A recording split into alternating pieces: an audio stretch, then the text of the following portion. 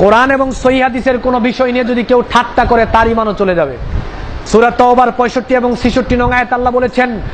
কুল আবিল্লাহি ওয়া আয়াতিহি ওয়া রাসূলিহি কুনতুম তাস্তাহজিউন,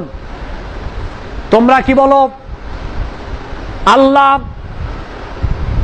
সুবহানাহু ওয়া তাআলা তার আয়াতসমূহ তার রাসূলগণকে নিয়ে তোমরা ঠাট্টা বিদ্রূপ করেছিলে, লা তা'তাদিরু, আজকে তোমরা কোনো উযর পেশ করবে না, তোমাদের কাছ থেকে কোনো উযর গ্রহণ করা হবে না। কাদ কাফারতুম বাদা ঈমানিহিম, তোমরা ঈমান আনয়ন করার পরে আল্লাহ সুবহানাহু ওয়া তাআলা তার কিতাব সমূহ, তার রাসূলগণ সমূহ এবং তার যেই বিধিবিধান রয়েছে এইগুলোকে ঠাট্টা করে তোমরা পুনরায় ঈমান আনার পরে আবার কুফরিতে লিপ্ত হয়ে গিয়েছো। কোরআন এবং সহিহ হাদিসের কোনো বিষয় নিয়ে ঠাট্টা বিদ্রূপ করলে আপনি কুফরিতে লিপ্ত হয়ে যাবেন, আপনার ঈমান চলে যাবে, নতুন করে আবার ঈমান আনয়ন করতে হবে। এরপরে দ্বীনের বিধিবিধান পরিবর্তন করা,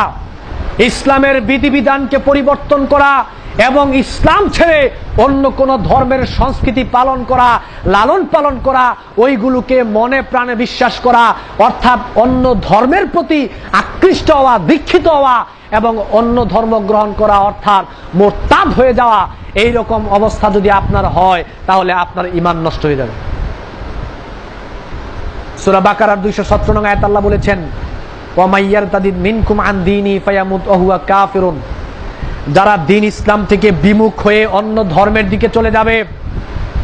আর এই অবস্থায় সে মৃত্যুবরণ করলে ওয়া হুয়া কাফের, সে হবে কাফের। ফাউলাইকা হাবিতাত আমালুহুম ফিদ দুনিয়া ওয়াল আখিরাহ, এবং এই অবস্থায় যদি সে মৃত্যুবরণ করে সে হবে কাফের, তার দুনিয়ার জীবনে, পরকালীন জীবনে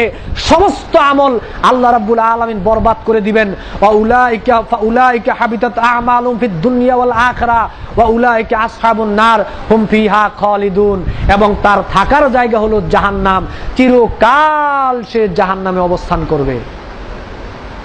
ইসলাম ধর্মের রীতিনীতি আপনার ভালো লাগে না, হিন্দু বৌদ্ধ খ্রিস্টানদের রীতিনীতি আপনার ভালো লাগে, সেইগুলো পালন করতে আপনার ভালো লাগে, সেইগুলো যদি আপনার মনে প্রাণে বিশ্বাস ঢুকে যায়, আপনি মুরতাদ যদি হয়ে যান, ইসলামের নিয়ম নীতি বাদ দিয়ে যদি ওইগুলো ধারণ করেন, ওইগুলো আপনার ভালো লাগে, আপনার আকীদায় যদি ওইগুলো ঢুকে যায় তাহলে আপনার ঈমান নষ্ট হয়ে যাবে। কিন্তু ঈমান যদি আপনার ঠিক না থাকে, ঈমান যদি নষ্ট থাকে, তাহলে যত আমলই করেন না কেন কোনো আমলই পরকালে কাজে আসবে না। এজন্য আসুন, আমরা সবাই, আমাদের সবার মধ্যেই কম বেশি ভুল রয়েছে,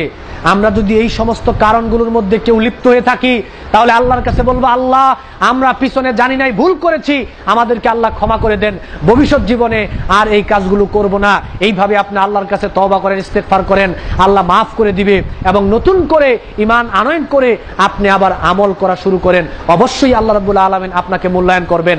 আর আজকে আমি আপনাকে কোরআন এবং সহিহ হাদিস দিয়ে এই কথা বলে গেলাম, তারপরে এত সুন্দর করে আপনাকে বোঝানোর চেষ্টা করলাম কোরআন এবং সহিহ হাদিস দিয়ে। মসজিদ থেকে বের হয়ে যাওয়ার পরে, খুতবা শোনার পরে গোটা পৃথিবীতে যত মানুষ এই বক্তব্য শুনবে, এই বক্তব্য শোনার পরেও যদি,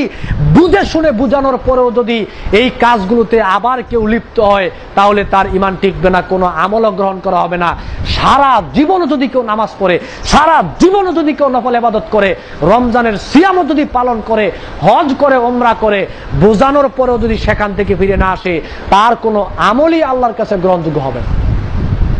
সর্বশেষ একটা উদাহরণ দিয়ে